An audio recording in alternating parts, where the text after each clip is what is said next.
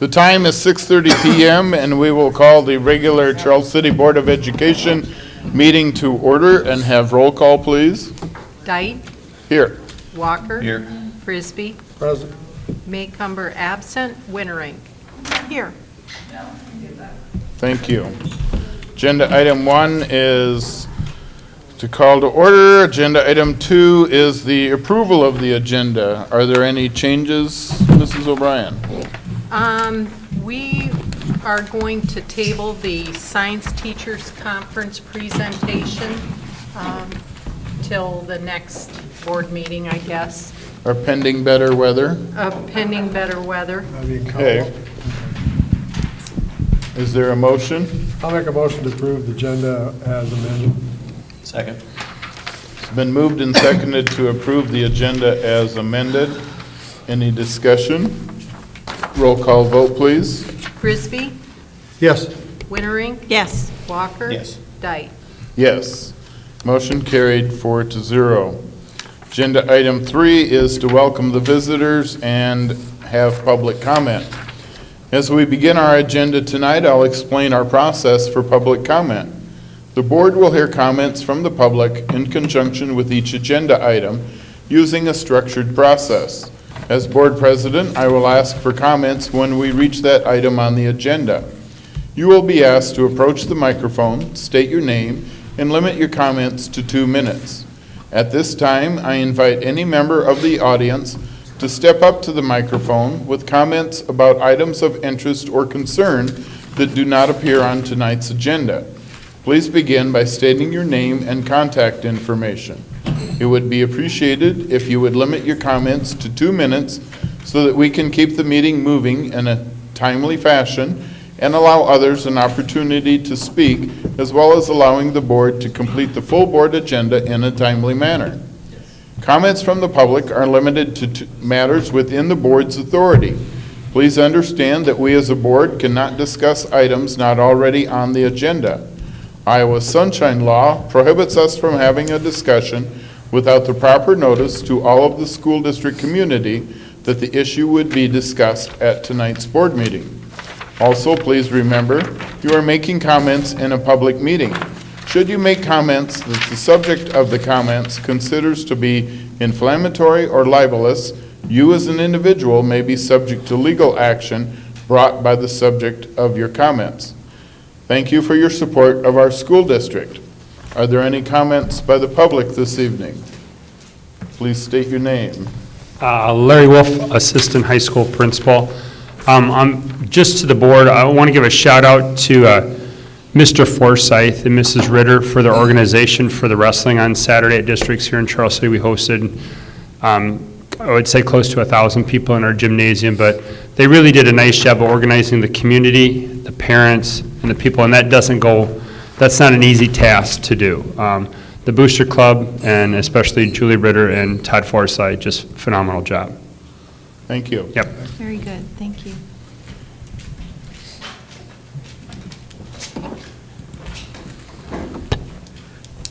Hello, my name is Chris Baldus. What contact information would you like? I think you can find me. What I'm up here to, when we're in the middle of a blizzard like this, makes me think of soccer. Everything makes me think of soccer. What I would like to ask the board again is to get a varsity soccer program started at the high school for the boys and the girls. And short of that, or at least on the way to that, is get an agreement with another school district so the girls can at least go to another school to play soccer. My understanding is right now that does not exist, but the boys do have one. Thank you very much. Have a good meeting. Thank you. Any other comments from the public? Hearing none, we'll move on to agenda item 4, comments by board members and superintendent. In Dr. Cox's absence, he has typed up some items for me to share with everyone. As far as advocacy goes, he joined approximately 20 of his superintendent colleagues from across AEA 267 to lobby at the state capitol on February 4th. There were quite a few superintendents and chief administrators from 6 other AEAs present that day as well. All of them remain hopeful that parties will work together to meet the statutory deadline of February 12th for setting the supplemental state aid. The Senate has proposed 4%, the House 2%, and Governor Branstad 2.45. As far as the new middle school goes, we want to remind everyone to check out the district Facebook page to see footage from inside the new middle school. We'll be doing walkthroughs every 2 weeks to keep the community updated on the progress of the new school. For snow days, the approved school calendar for this year allows for using teacher professional development days to make up any lost hours from snow days. Due to the blizzard last week, students now will have classes on February 15th and April 27th. Teachers and support staff will make up their contract days in June. And board meetings, finally a reminder that our next board meeting on February 22nd will be at the Cowell Community Center at 6:30 p.m. And we're hoping for a little better weather in 2 weeks than we've had the last couple of board meetings. Any board members have any comments they would like to add? You know, on Friday, I believe it was, maybe it was Thursday, I attended at the pub the legislative meeting that was hosted. So Todd Pritchard was there, as well as Mary Jo Wilhelm and a couple of other folks. And it was very informative, just giving us an update on progress or lack of progress in the conversation about education funding and the governor's proposal on deferring some of that tax money to water treatment. So anyhow, it was well spent. Thank you for going and representing us and having the conversation with our area legislators. Thank you. If no one else has anything, we did have a lot of activity over the weekend, several student achievements that we want to make sure that we note this evening. We want to congratulate the Charles City wrestling team winning the Class 2A wrestling sectionals on Saturday. Nate Lasher, Max Forsyth, and Brody Tupy were also individual champions in their weight class. In total, 9 Charles City students qualified for districts this upcoming Saturday, February 13th. And we know where that is for sure, Applington, Parkersburg? Okay. Large group speech had 8 performances that made it to state this last weekend. Of those 8, 5 groups received overall Division I ratings, including the short film Too Late, ensemble acting Romeo and Juliet, ensemble acting DMV Tyrant, choral reading Rockin' Robin Hood, and Reader's Theater, The Best Christmas Pageant Ever. Late this afternoon, students learned that 2 Charles City groups received all-state honors. Choral reading The Rockin' Robin Hood will be performing in Ames on February 20th, and Reader's Theater earned non-performing all-state honors. Also, we want to recognize Chase Crooks from the middle school and Logan Carey from Lincoln Elementary School, who each won their school's National Geographic Bee. They will each qualify to continue toward an opportunity to compete in the National Bee.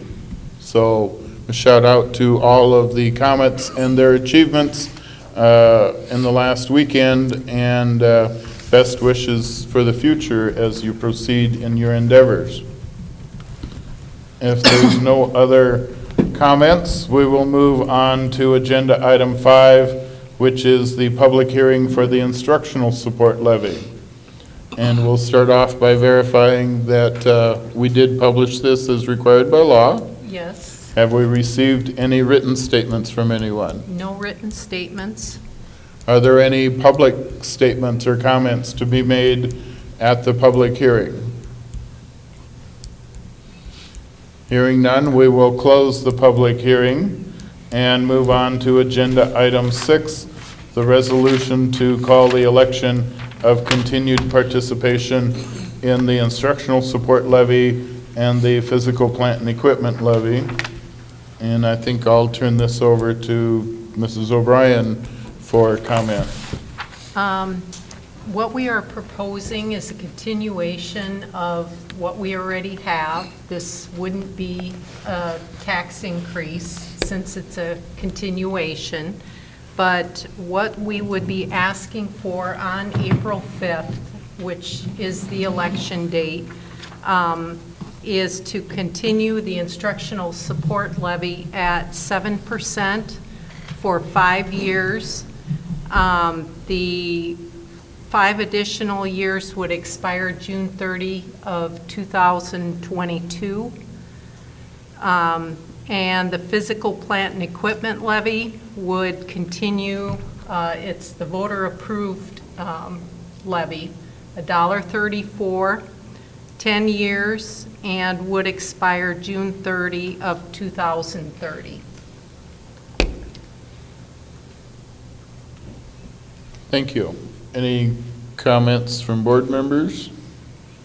I just don't think it can be stressed enough, even this far away from the election, that it's a continuation of a tax. It's not a vote for a new tax. It's not a bond vote for a new school. It's not to be confused with phase 2 of anything. It's simply a continuation of the levy that we've had the last number of years. So Right. I encourage anyone with questions on what this money is spent for to ask. You know, that's a simple way to clear up any confusion onto what this money goes to, so that we don't get a rash of rumor or false information in the community. But take the time to ask. It's important to know where this money goes. So. Right, and as a continuation of the tax and no increase at all, that means that there is no effect on property taxes in any way. It's just a continuation of the same money. Instructional support levy will pay for some things that are utilized in the classrooms, maybe some aides and some teachers, salaries. These are the two things that directly influence, impact the students or the classroom time, I would say the most. You know, we're not talking about utilities, we're not talking about, but, you know, any books, any computers or things such as that, this is it. Yeah. So you want to, Excuse me, I must have missed it someplace, but is the time and date set for this election? Yeah, April 5th, Right. which is a Tuesday. And as all of our school board elections, the polls would be open from noon until 8 p.m. Okay, because I thought it would be funny, because somebody come to me and said, how come it's only open from noon to 5? And they must That have was a misread. misprint in Yeah, the I- paper, and it was Because they couldn't corrected figure out how today. people was going to vote, they were working, you know. Yeah. They were Yep. concerned I about noticed that that. too. No, that was a misprint, and it was a correction in the press today. Okay. And that's I didn't why, see that today. that's why I'm reiterating that polls would be open from noon till 8 Okay, p.m. that makes sense. Okay, that's the question I had. is, Plus, they can always vote absentee ahead of Can they time. vote absentee? Yep, Okay. it's like any That's- other I didn't know that election. either, so I'm going to tell them that too if they ask again. I said, I don't know who set the times and what, but I said, Yeah. it seems funny that they not have it longer than until 5 The o'clock. dates are set by the state, Okay, and there's 4 different opportunities during a calendar year. sounds great. So Okay. we picked that one as the finance committee to propose to the rest of the board, and that's what we approved when we set the date and time for the public hearing. Sounds good. I noticed there were a number of elections last week during the blizzard that, you know, around the state. So Yeah. hopefully we can avoid that on April 5th. oh my gosh. That's what we were Yes. thinking too, you know. We were too. A little better weather. Hopefully. You want a So, motion? Yep, ready for a motion. Okay, I move to approve a resolution to direct the County Commissioner of Elections to call an election to submit the question of continued participation in the instructional support program and to submit the question of continuing to levy and impose a voter-approved physical plant and equipment property tax and income surtax. Is there a second? I'll second it. Agenda item 6 has been moved and seconded as presented. Any further discussion from the board? Any comments or questions from the public? Hearing none, we'll have roll call vote, please. Winnering, Yes. Walker? Yes. Frisbee? Yes. Dyke? Yes, motion carried 4-0. We skipped agenda item 7, moving on to agenda item 8, elementary math presentation. We have Principals DeVore and Shannon here to enlighten us. Good evening. Earlier this year, Kara and I were here to talk to you about the new math program that we've been implementing at the elementary. I think we talked to you last spring as we were getting approval for that, and so we thought it was time for an update to talk a little bit about where we're at. So just kind of as a quick review, when we talked to you in the spring, we talked about what makes a math curriculum, and what we talked about was the fact that it needs to be standards aligned, and of course the standards that we are aligned to are the Iowa Core Standards. We want to be using research-based instructional strategies, and we want high-quality instructional materials. And that's the investigations into numbers, data, and space program that we purchased this spring. The curriculum, when you look at it, needs to be collaboratively developed. We had a group of teachers who spent most of last year in professional development around math, and then a small select group that investigated all of the different curriculums that we looked at. They looked specifically at, is it standards aligned? And we're working toward a K-12 vertical alignment. We currently have a K-5 alignment with the investigations curriculum. This past week, I started meeting with our middle school math teachers, and we're looking to expand some of the professional development that we did at the elementary with our middle school math teachers as well, and then looking to continue to stair-step that with the goal of continuous improvement. We want to continue to see our students achieve highly. One of the core foundations of the investigations curriculum is that it looks at these 5 strands of math proficiency. And you can kind of see they're woven together in this illustration. And so I'm going to just talk about each of them individually, recognizing that you can't pull them apart. For them to be a strong program, they do need to be woven together. One of the biggest changes that we've seen in math education over the last couple of years has come with this idea of conceptual understanding. When you and I went to school, many of us saw math as a set of rules that we needed to memorize, and then we knew how to do math if we could memorize the rules and the procedures. There has been a great deal of research done over the last several years that indicate students will perform better when they develop a deep conceptual understanding first, before they start to memorize rules and procedures. And so the core of investigations is to develop that conceptual understanding first before moving on to that procedural fluency. Do I know the steps, the procedures, the algorithms? Right? We want students to have strategic competence. We want them to be flexible with their math. We want them to understand that sometimes there is a variety of ways to get to the solution. Math still has one correct answer, but there are a multiple number of ways to prove that that answer is correct. And so that's been a big change in the way we've approached math as well. All right, adaptive reasoning. Can students justify their thinking? Can they explain why the math makes sense? And then a productive disposition. When students build that strategic competence, it makes them more confident in their math abilities. And so when students are given challenging problems to solve as opposed to a set of procedures to memorize, we see students enjoying math more. So really, when we think about the tasks that our teachers are assigning students using the investigations curriculum, we're moving across the continuum that you see here. Low-level demands are those memorization pieces that we talked about before. What we're really looking for are those higher-level demands where students are using procedures that are connected to their tasks, but even beyond that, they're doing mathematical tasks that require complex thinking, where there's not a predictable or well-rehearsed approach. It's not just repeating the same procedure over and over again. So, as I said earlier, some of the big changes with investigations into number, data, and space. All right, we still teach that there's one correct answer, just that there's many ways to prove that answer is correct. We have not abandoned traditional math practices, memorization of and fluency with basic facts is still expected. It's just that we want to build that conceptual understanding first, and we know that fluency comes from repeated practice with that conceptual understanding. All right, so we move from being very teacher-centered, where you memorize procedures to get an answer, to being very student-centered, where we do math in a way that makes sense to the learner.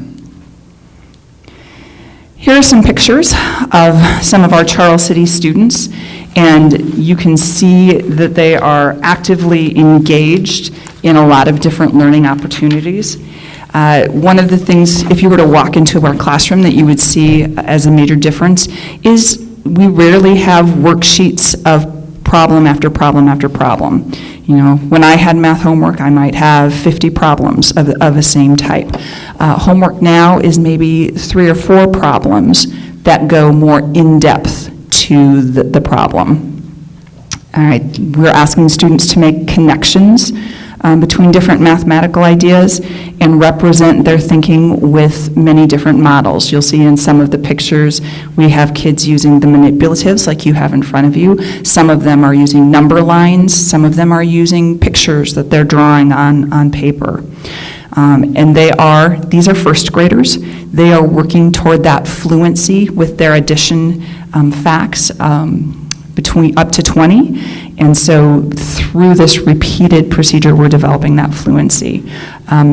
You saw in the large group here, many of them have whiteboards. They're turning and talking to a partner, explaining their thinking, justifying how they came up with their answers. In some of the pictures, you can see the variety of manipulatives that students have to choose from. That's one of the pieces of flexibility that we encourage with students. There are all kinds of tools for you to use. You need to choose the tool that most efficiently gets you the answer. And so, again, that idea of there are multiple ways to get to that one correct answer. In the pictures, you saw that there was whole group instruction, there was small group instruction, and there were students working independently. The manipulatives were an important part of what they were using. Lots of real-world applications. Very rarely do we see just independent equations. There's always some sort of, this is where that equation would come into real life.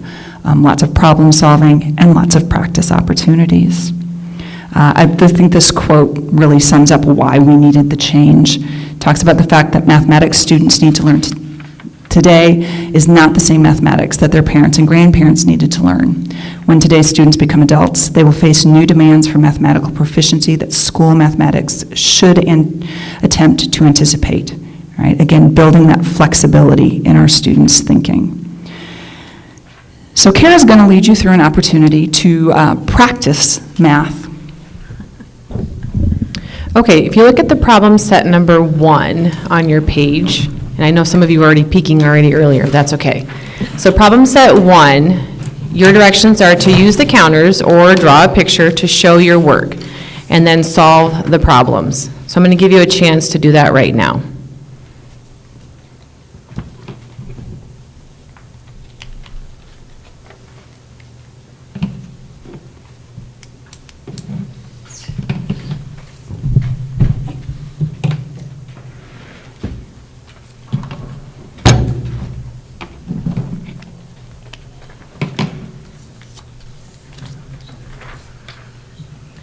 Now, the problems that you're doing are 2 problems from first grade. They contrast the 2 examples, and we're going to talk a little bit about those 2 examples. I'll just kind of give you maybe 30 more seconds to wrap up.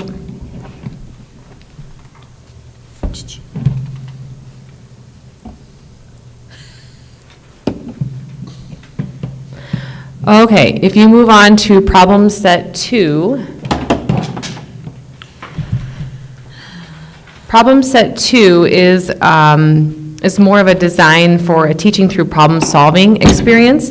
This is what you would find in our classrooms now using the investigations.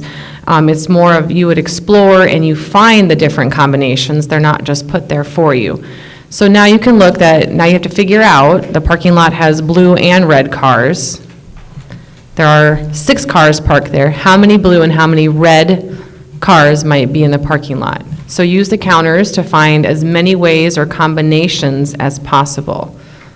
Draw a picture and write an equation for each of your answers.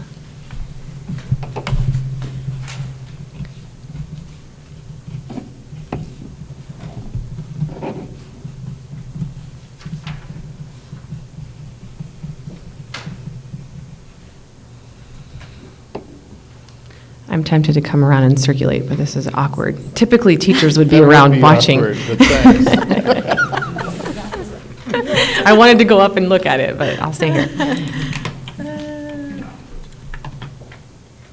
We'll turn them in anonymously. Yeah, no names are needed. We should probably read the question for the public. Sure. Okay, problem set 2, here's the question. The parking lot has only blue and red cars. There are 6 cars parked there. How many blue and how many red cars might be in the parking lot? Use the counters to find as many ways as you can. Draw a picture and write an equation for each answer. Now, if you're an early finisher, there's an extension. Can you find all the combinations of red and blue cars? How many combinations can you find for a total of 5 cars? Maybe for 7 cars. Do you see a pattern?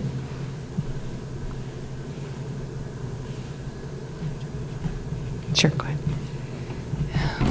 One of the things that I would point out with problem set number 2, this is the type of question that we sometimes refer to as a low floor or a high ceiling question. There's multiple places of entry for students with this problem, whether you're a strong mathematics student or you struggle.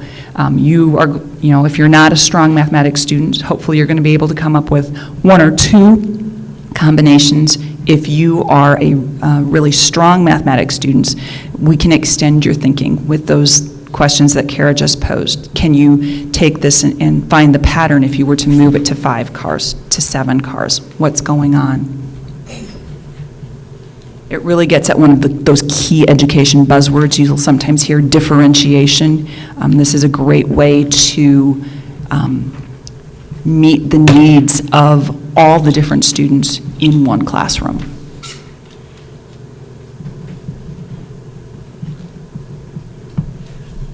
Okay, so the part of the lesson that you're doing right now is really called the Explore. This is the Explore part that we allow the students to participate in the classroom. Prior to the Explore, in a math classroom, you would see a launch that would happen, and that's where the teacher clearly articulates a purpose in their launch and gives the students the purpose so that when they're in the Explore, they know exactly what they're looking for. And then after that, we have the discussion, which is what we're going to kind of do right now.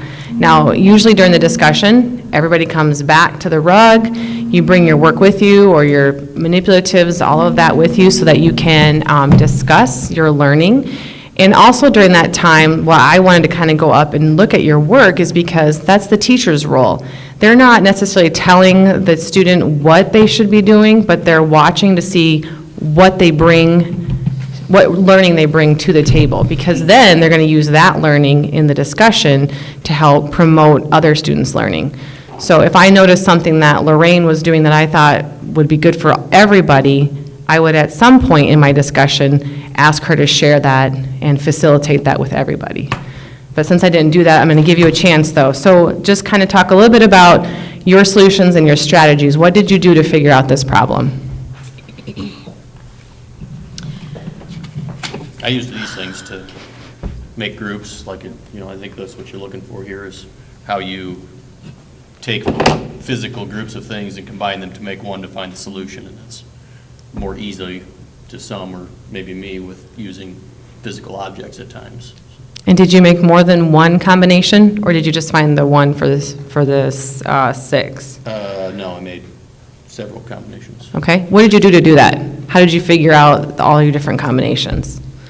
Trial and error, mostly taking different colors if there, if we had 2 colors and they represented the red and the blue in the question, then, and we had 6 total, then we can take however many combinations of each one to add up to 6. And if you were, off, you could always take one away or add one to different colors and recount and see where you're at. Thanks, Jason. Right? Wrong? No. Hey, I'm not telling if you're right or wrong. I used hashtags Okay, to add the first ones, and then at the bottom, I just put a B and an R, and I went down and 1, 2, 3, 4, 5, 5, 4, 3, 2, 1 to get my 6 cars. all right. Yeah, 8 combinations, right? I don't know, are there? That's what I come up with. 8 How did you get your combinations. combinations? Huh? How did you get your combinations? Well, the combinations of blue and white, and then or blue and red, and then the red and blue. It makes a total of 8 combinations, and the second part of it, there's no answer to that one, because you can't have 5 cards without taking away some. So one of your equations, Jim, was what? What's For that? your blue and your red, what were your 2 numbers that you used? I started out with 5 plus 1, and then 4.2, and 3.3, and 4, and then 2, but turn them around. So then you turned them around, and then you did the other color the opposite way? Yeah, the Okay. opposite direction. Did anybody else do that? Is there what? Did anybody else up here do that? No? Just found the blue and then plus the red? Plus the red, yeah. Okay. Lorraine, do you want to share anything? Yeah, I just did something similar to what Scott said. I just put blue and red and just wrote 1, 2, 3, 4, 5, and then, for blue, and then the red opposite, 5, 4, 3, 2, 1, to get 6 cars. And Okay.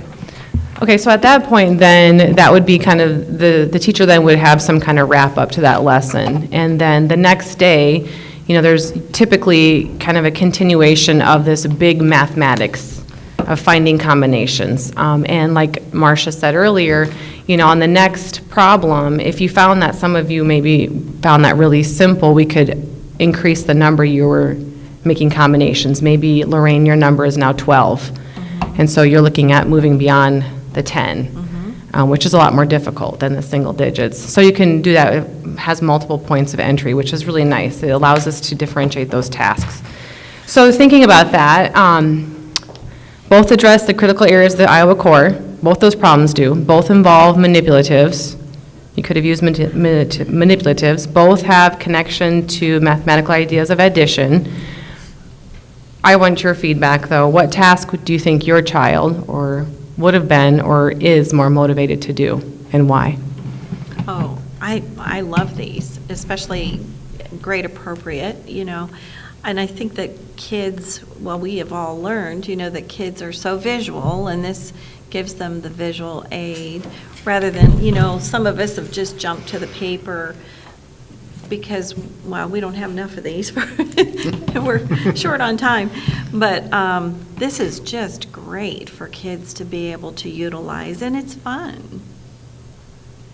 I think one of the things that I remember too is if you look at some of the pictures, you can see we've got kids at all different levels here. The young lady down at the bottom, she's ready to go right to the equation. She's a lot like Scott, and she saw, putting it into a table right away. We've got other kiddos who need to pull those manipulatives out and look at how they go together, and it's more of a trial and error piece, more like Jason talked about doing. And really, I think I would emphasize that the role of the teacher, as Kara talked about, is to be circulating around and seeing these students and asking the types of questions that Kara was asking. You'll notice she never told you exactly, this is how you do it. She asks the questions, but what did you do? What do you know? And really trying to get at where is the student's understanding. And then in framing her discussion at the end, starting with Jason, whose trial and error method works, and giving him that reaffirmation, but then bringing in, Scott's table. Hey, here was an organized strategy, and then, maybe finishing up with Jim. Did anybody else think about this idea of, well, you can't just look at blue cars. You've also got to think about reversing it and starting with, red cars too. Other questions or comments about where we are at with our math? I think I see it's obviously a lot more readily apparent in social media, but a lot more struggle at the parent level in some of these concepts than at the child level, of course. This stuff's new for parents. They didn't do it this way. My coworker and I go back and forth constantly about, well, my kids got to know the multiplication tables, right off the top of their head. They've got to be able to memorize that stuff. But I think your biggest hurdle is trying to get the message to the parents that it's important to know these steps of the process, because down the road, each of these steps are going to build something else or build upon another concept to help them get to another level. So. And one piece to add to that is that we are building that foundation for number concepts here, working with numbers, and what does it really mean? Like you said, if you don't understand the combinations and how you get to 10 or 6 or numbers above 10, it doesn't matter if you can fill in your times table or your addition table. And we have consistently seen that as an area that needs improvement in our district, is that number concepts.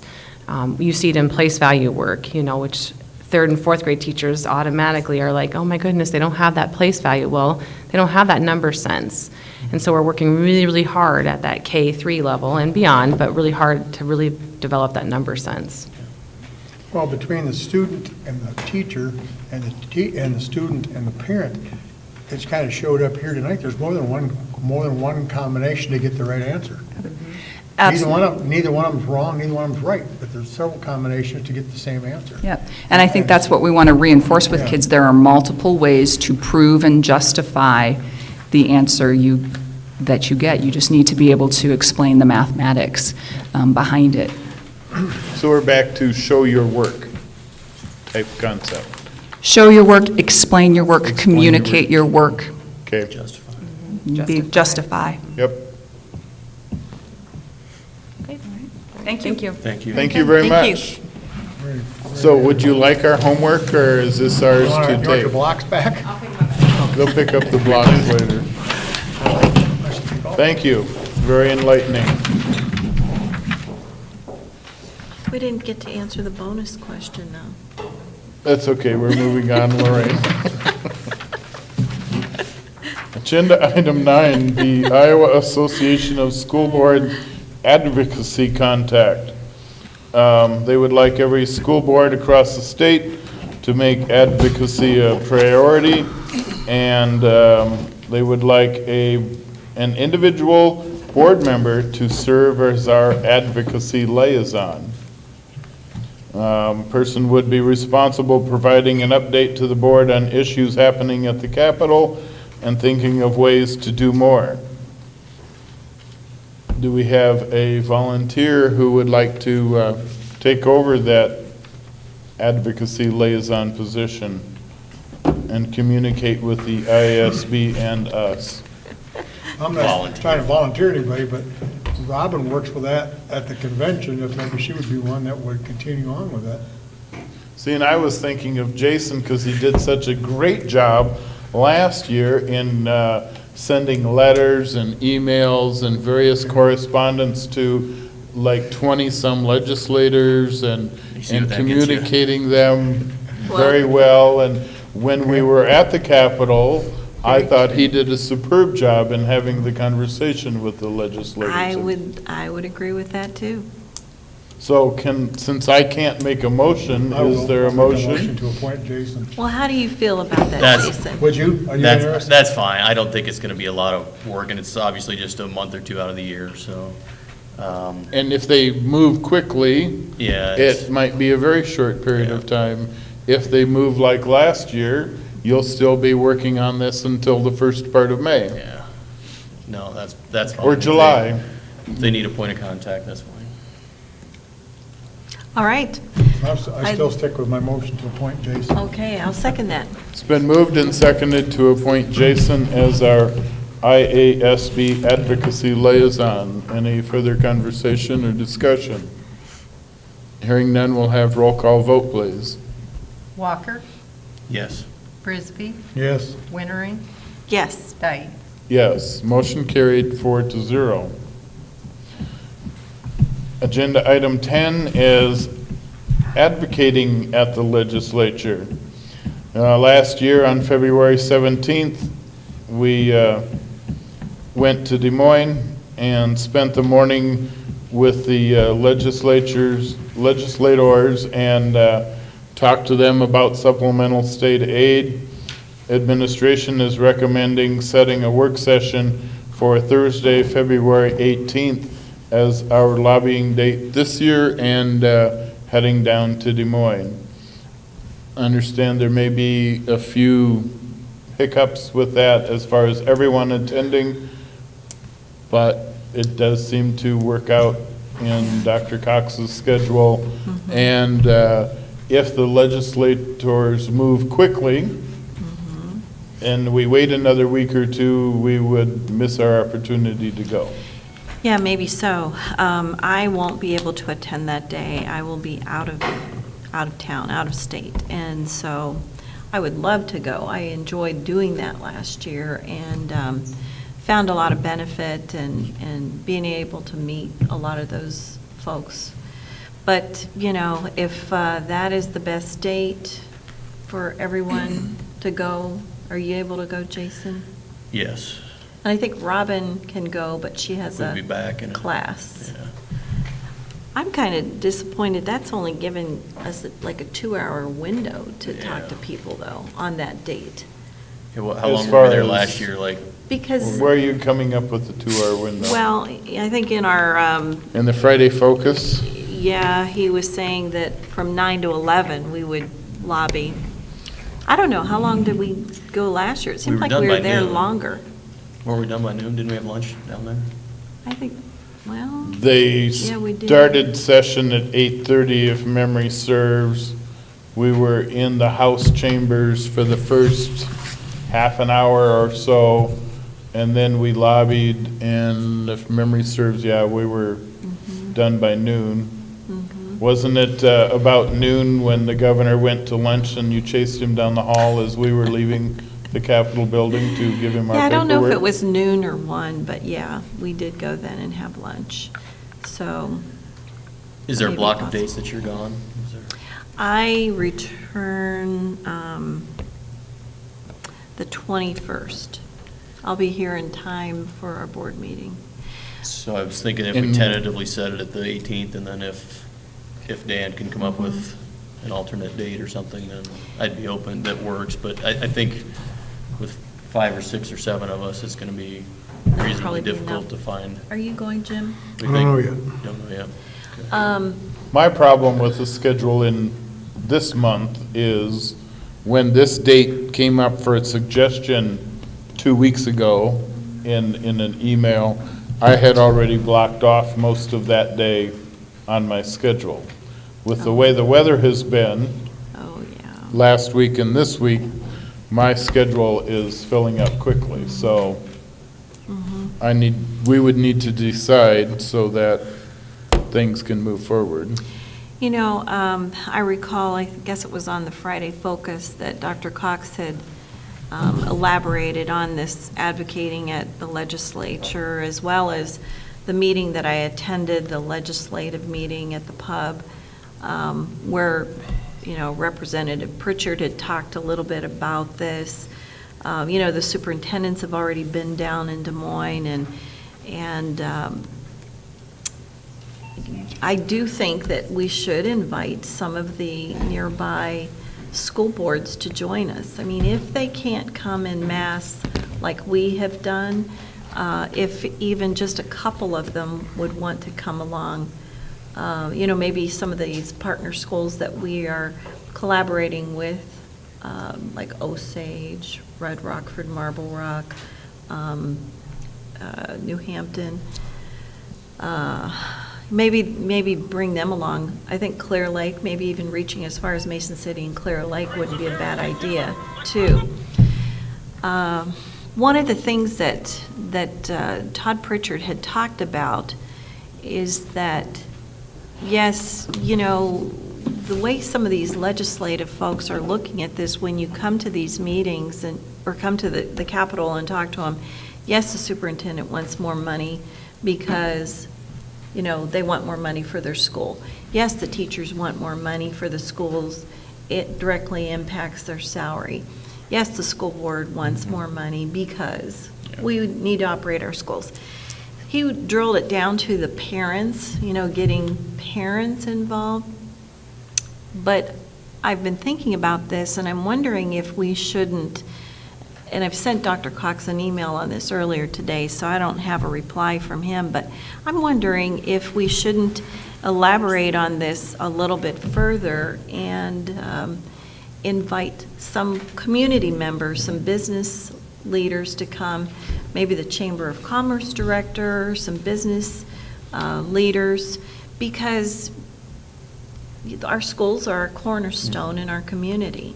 And as such, whether our schools are the schools really can impact the decline or the rise in a community. And funding has a lot to do with that. Operations have a lot to do with that. Why not let the community join us in this conversation at the Capitol and say, yes, we need funding for our schools because in our community, we're looking at economic growth. We need our schools to be strong. Do you follow where I'm going with this? Yeah, I don't mind putting out an open call to, if we're going, whether it's a caravan or a meeting there or whatever it is, but I think that we can play the role of also supplying them with information to make them, so that they're not, it's a fairly intimidating experience if you've never done it. But if you can have some simple information that you can, rely on to say, then that helps. And, I think not only the funding stuff, but there's other things that we support, with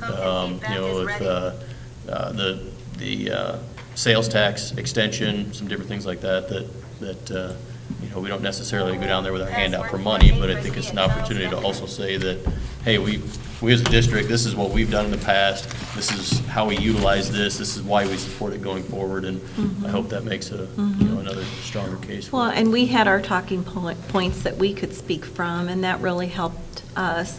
And I'm wondering if, for example, if the chamber would represent and invite some business folks to come along, that they could have their own talking points that were, similar in supporting the schools, but they may have some of their own as well.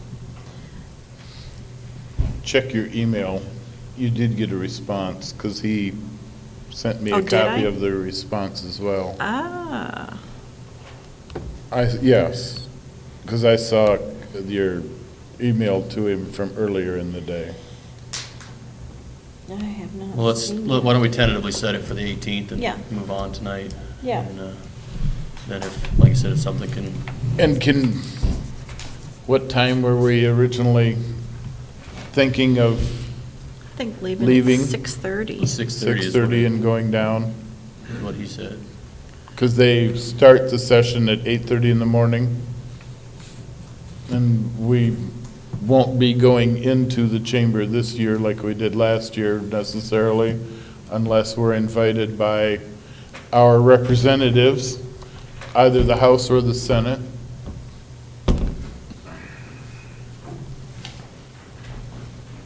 Justin has a comment. We'll be inviting other school districts as soon as we have set a date, so to join us. So once we set a firm date, then I'm going to start making phone calls tomorrow. Thank you. Do we need a motion? Yes. I move to set February 18th as the date for the Charles City School Board to attend the state capitol for the purpose of lobbying. I'll second that.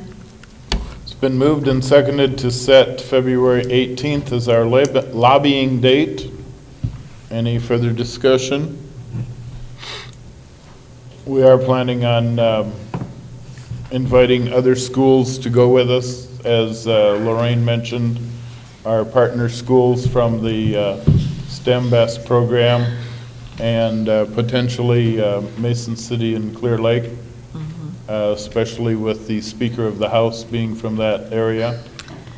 Wise move. And if anyone from the community, whether it's Chamber of Commerce, businesses, or parents, would like to join us that day, I think that would be appropriate as well, to have a force to be seen and heard in the Capitol. Any other comments? Hearing none, we'll have roll call vote. Frisbee? Yes. Wittering? Yes. Walker? Yes. Dyke? Yes, motion carried 4-0. Agenda item 11, high school cafeteria roof contract. We need to execute a contract with Advanced Builders to proceed with that project. And you have that material in your board packet. Motion to execute the contract with Advanced Builders for the high school cafeteria roof project. I'll second that. How is that going? I don't know, how do I shut that dumb thing off? Muted, there you go, Shut the lid on it, maybe. there it'll you shut go. off. I don't know what he did. I'm not sure. Now I got confused because I got interrupted by your computer. We have a motion and a second Right. to approve the middle school change order. No. Number 11, sorry. See, your computer has thrown me off, Jim. To execute the contract with Advanced Builders, sorry. Any discussion? Any comments from the public? Hearing none, we'll have roll call vote. Wittering? Yes. Walker? Yes. Frisbee? Yes. Dyke? Yes, motion carried 4-0. Now we'll do the middle school addition change order. Number 38 is flooring change in gathering spaces for $3,819.36 with Floor Show Companies. What is the change consist of? Building, we met last, Different. Buildings and Grounds met last week, and in the big gather space, it was seen that all of the flooring was hard flooring, linoleum or whatever. The teachers requested that in that big gather space, there might be opportunities for kids to sit on the floor and lecture or whatever. So they thought carpet would be a lot more comfortable, so. Sure. It's not the whole gather space, they've Yeah. taken like a half moon type Okay, space, so. sounds great. And the difference wasn't nearly as much as expected, so. No, this came up in our furniture, fixture, and equipment meeting, and the teachers had really questioned, where is that carpet and where isn't that carpet? And it'll make things much more pleasant for the Yeah. students as well as the teachers who are on their feet all day. Yeah. And this is still coming out of our contingency fund. Yep. Right. So we are still on time and on or under budget. I'll make a motion that we accept the middle school change order as presented. I'll second that. It's been moved and seconded to approve the middle school addition change order number 38 as presented. Any further comments from the board? Any comments or questions from the public? Hearing none, we'll have roll call vote. Walker? Yes. Frisbee? Yes. Wittering? Yes. Dyke? Yes. Motion carried 4-0. Agenda item 13, choir robe fundraisers. Mr. Beal, the high school choir director, is requesting approval for 2 fundraisers as they are looking at purchasing new choir robes. Motion to approve the 2 choir robe fundraisers as presented. I'll second that. It's been moved and seconded to approve the 2 choir robe fundraisers as presented. Any further questions or comments from the board? Any comments or questions from the public? Hearing none, we'll have roll call vote, please. Frisbee? Yes. Wittering? Yes. Walker? Yes. Dyke? Yes. Motion carried 4-0. Agenda item 14, the financial report for February of 2015. And Mrs. O'Brien, do you have some comments or highlights? Couple of highlights. For the last couple of meetings, we've talked about insurance, and our preliminary insurance rates are going to be going up. We've set an insurance meeting for staff on It was supposed to be last Wednesday. It's now this coming Wednesday at 7:30 in the morning to talk about, self-funding of insurance and why our rates are going up and just explaining things. Also, we've talked about food service and the balance. We've implemented the change that the board approved last meeting, the one reduction in staff, and looking at just different options within the department. So it's too early to see any effect in January, but that was implemented. Any questions about the financial report? No. Is there a I'll make the motion? motion that we accept the financial report as presented. I'll second. It's been moved and seconded to approve the financial report as presented. Any further questions or comments from the board? Any comments or questions from the public? Hearing none, roll call vote, please. Winnering, Yes. Walker. Yes. Frisbee, Yes. Dyke. Yes, motion carried 4-0. Agenda item 15 is the consent agenda. Is there a motion? I move to approve the consent agenda. I'll second it. Motion's been made and seconded to approve the consent agenda as presented. Roll call vote, please. Walker. Yes. Frisbee, Yes. Winnering, Yes. Dyke. Yes, motion carried 4-0.